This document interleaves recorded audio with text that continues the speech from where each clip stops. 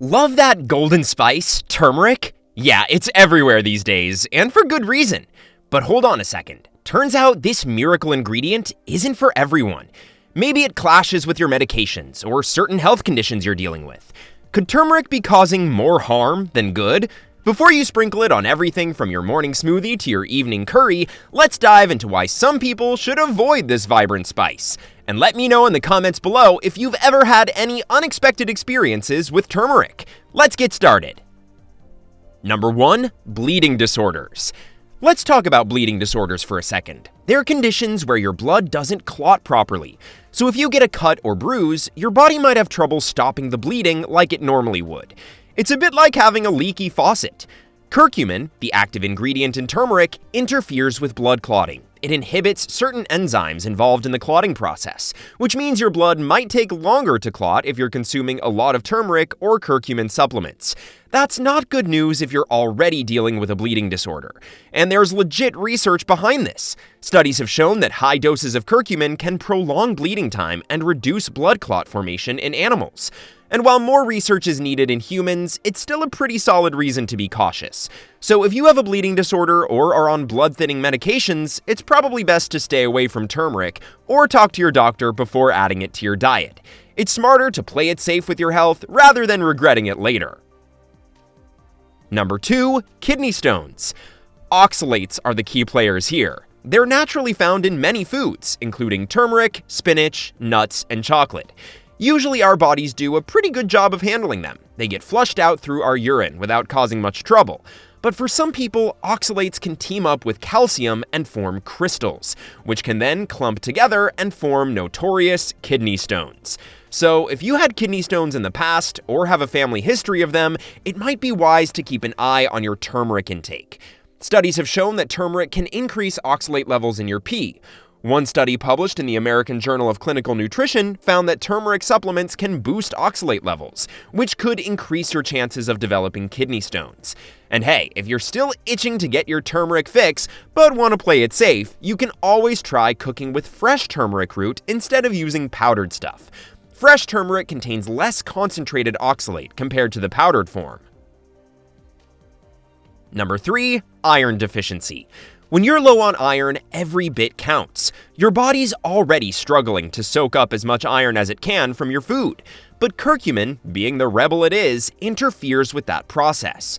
Curcumin messes with something called non-heme iron absorption. Non-heme iron is the type of iron found in plant-based foods like spinach or lentils. And guess what? Turmeric loves hanging out with those plant-based foods. It forms this tag team that makes it even tougher for your body to absorb iron. There was this study published in the Journal of Medical Science that looked into it. They found that when people took turmeric with their meals, it lowered their non-heme absorption. Like, we're talking about a reduction of up to 20%. That's a pretty big deal, especially if you're already struggling with iron deficiency. So long story short, if you're battling iron deficiency, it might be best to give turmeric a little break, or at least not team it up with iron-rich foods. Number 4. Diabetes. Turmeric can lower blood sugar levels. For most people, that's great news. But if you're already dealing with diabetes, it could spell trouble. It targets various enzymes and proteins in your body involved in blood sugar regulation. One of its main tricks is enhancing insulin sensitivity, which basically means your cells become more responsive to insulin, the hormone that regulates blood sugar. Again, in theory, this sounds fantastic, but if you're already taking medications or insulin to manage your diabetes, it could make them more powerful, leading to those dreaded low blood sugar episodes. And that's no fun, trust me. So where does that leave us? Well, if you've got diabetes and you're thinking about adding turmeric to your wellness routine, here's the golden rule. Talk to your healthcare provider first. They know your medical history and can help you navigate the potential risks and benefits of adding turmeric to your diabetes management plan. Number 5. Gallbladder issues. When dealing with gallstones, the tiny hard deposits that can form in your gallbladder, the goal is to keep things calm and avoid anything that might trigger pain or discomfort. That's where turmeric comes in. It stimulates the contraction of the gallbladder, which is a normal physiological response that releases bile into the digestive tract to help with fat digestion. However, in individuals with gallbladder issues, such as gallstones or inflammation, this increased gallbladder activity can aggravate your symptoms, leading to pain, nausea, or even a gallbladder attack. Now, there's not a ton of direct research on turmeric, specifically about gallbladder issues, but we can draw some insights from its effect on bile production. Studies have shown that curcumin can indeed stimulate bile secretion, which could be a concern if you are already dealing with gallbladder problems. So, if you've got a cranky gallbladder or a history of gallstones, it might be wise to deal lightly with turmeric. Number 6. Hormone-sensitive conditions. Hormone-sensitive conditions are health issues where hormones play a big role, like breast or ovarian cancer, endometriosis, or uterine fibroids. Now, turmeric messes with estrogen levels, which are a big deal in hormone-sensitive conditions.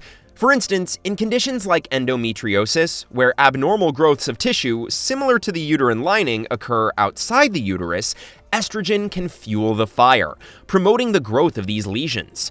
Introducing curcumin into the equation could be like pouring gasoline on the flames, exacerbating symptoms and progression. Similarly, in PCOS, where hormonal imbalances can lead to irregular periods, infertility, and other symptoms, messing with estrogen signaling pathways causes further complications. So if you're dealing with endometriosis, PCOS, or any other hormone-sensitive condition, it's essential to think twice before jumping on the turmeric bandwagon. Talk to your doctor first, because what works for your friend might not work for you. Number 7. Gastrointestinal disorders. Turmeric can be irritating to the stomach lining. For people with sensitive stomachs or existing gastritis, adding turmeric to the mix might just set a round of discomfort, like bloating, gas, or even heartburn. It's like adding fuel to the fire, and nobody wants that kind of party in their belly. Plus, turmeric stimulates stomach acid production. For most people, this isn't an issue, but if you're prone to acid reflux or gastroesophageal reflux disease, GERD, it could spell trouble. Too much stomach acid sloshing around can lead to that all-too-familiar burning sensation creeping up your chest. Turmeric is also a bit of a speed demon when it comes to digestion. It increases the production of digestive juices and gets things moving faster than usual. Again, for some, this might be a good thing. But for others, especially those with conditions like IBS or diarrhea, it could be a recipe for disaster. We've made it halfway through our list, and we sincerely hope you've enjoyed it so far. Please don't forget to subscribe to my channel. Hit the like button and ring the notification bell if you want to see more content like this. Let's move forward with the video. Number 8. Before surgery. When you're getting ready for surgery, one big concern is bleeding. You want your blood to clot properly to avoid excessive bleeding during and after the procedure. Now, if you've been loading up on turmeric or curcumin supplements, it can mess with certain enzymes that help your blood clot. This means your blood might take longer to clot, which isn't great news, especially right before surgery when you want everything to go smoothly. Research has shown that high doses of curcumin can make bleeding time longer and reduce blood clot formation, at least in animals. While more studies are needed in humans, it's a pretty solid reason to be cautious, right? So if you're scheduled for surgery, especially if it's a big one, it's best to stay away from turmeric or chat with your doctor first. You don't want anything messing with your body's ability to heal up nicely afterward. Number 9. Pregnancy and breastfeeding. When you're pregnant, your body goes through a lot of changes to support your baby's growth.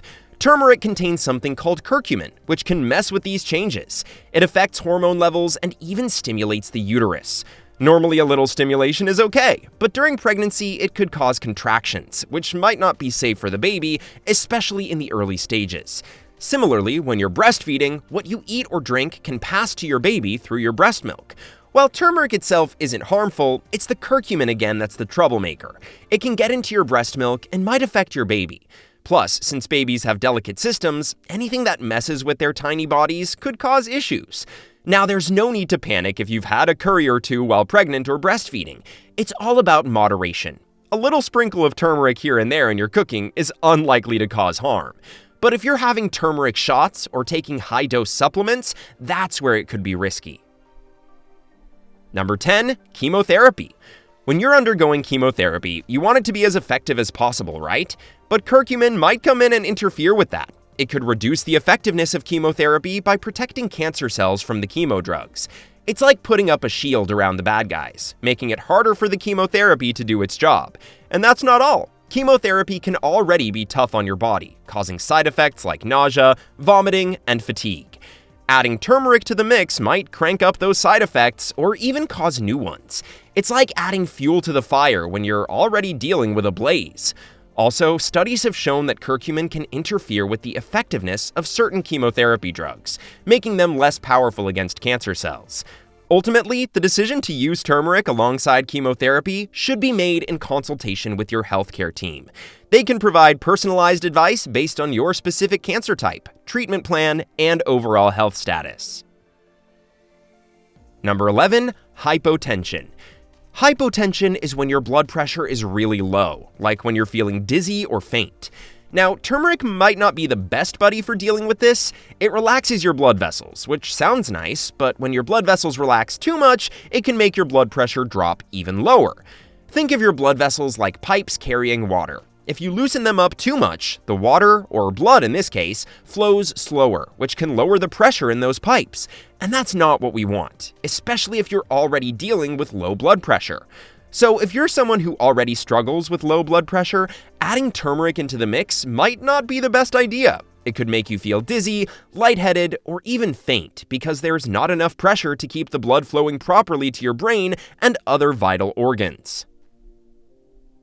Number 12, organ transplant recipients. When someone gets an organ transplant, like a new kidney or liver, it's a big deal. Their body's immune system sees the new organ as a bit of a stranger and might try to attack it. To stop this, doctors give medications that calm down the immune system, known as immunosuppressants, so it doesn't go into attack mode. But curcumin can sometimes stimulate the immune system, making it more active than it should be. This extra activity could cause trouble for the new organ. It's like having a security guard who's supposed to be on break suddenly start patrolling the area and getting a bit too enthusiastic about it. Doctors don't want this to happen, so they often say it's best to avoid turmeric or curcumin supplements if you've had an organ transplant. It's like playing it super safe to make sure the new organ stays healthy and happy inside you. Number 13, severe liver disease. Turmeric stimulates bile production and increases bile flow. Normally, this is a good thing because bile helps with digestion and getting rid of waste. But in someone with severe liver disease, it's like pouring gasoline on a fire. Too much bile production and flow can put an extra strain on an already weakened liver. It's like asking your tired superhero liver to work even harder when it's exhausted. This extra strain can worsen liver damage and inflammation, making things even worse for someone with severe liver disease.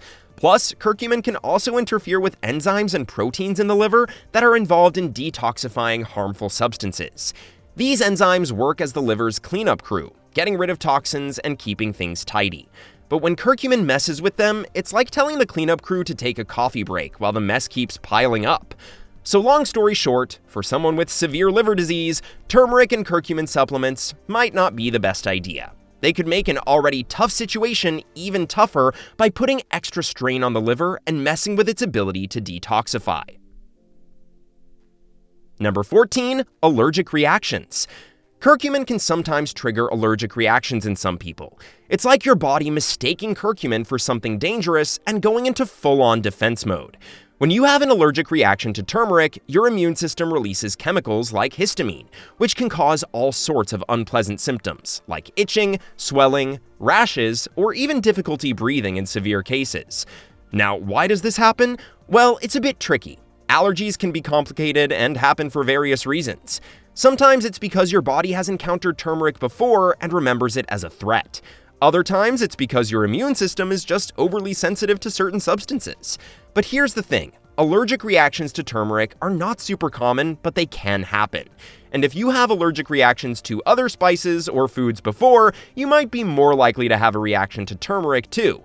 So while turmeric is indeed a fantastic spice with loads of health benefits, it's essential to listen to your body. If it's giving you signals that turmeric might not be your best friend, it's okay to skip it and explore other delicious flavors instead. Number 15, medication interactions. When you're on medications, they have a job to do, right? They need to work properly to keep you healthy. But turmeric, or more specifically curcumin in turmeric, can sometimes jump in and mess with that job. It contains compounds that can mess with enzymes in your body. These enzymes are like little workers that help break down and process medications you take. Now, if it speeds up the enzymes, it might cause your body to metabolize or break down medications too quickly. This means the medications might not stick around in your body long enough to do their job properly. It's like they're in and out too fast to make a real impact. On the flip side, if turmeric slows down these enzymes, it could mean your body hangs on to medications longer than it should. This buildup can lead to unexpected side effects or even toxicity because your body can't clear them out efficiently. So, in the world of turmeric, it's easy to get swept up in the golden craze without realizing it might not be for everyone. From bleeding disorders to kidney stones and even hormone-sensitive conditions, there's a lot to consider before sprinkling turmeric into every dish. Remember, what is effective for one person might not be for someone else. So if you're thinking of adding turmeric to your daily routine, it's wise to discuss it with your doctor first. Don't take any risks with your health. It's too important. And hey, if you had any unexpected run-ins with turmeric, share your story below. Let's keep the conversation going. Stay safe, stay healthy, and sprinkle responsibly. Do you find this video informative or helpful? Let us know in the comments section below. Make sure to subscribe so you don't miss out on my future videos. Don't forget to like and share. Stay healthy!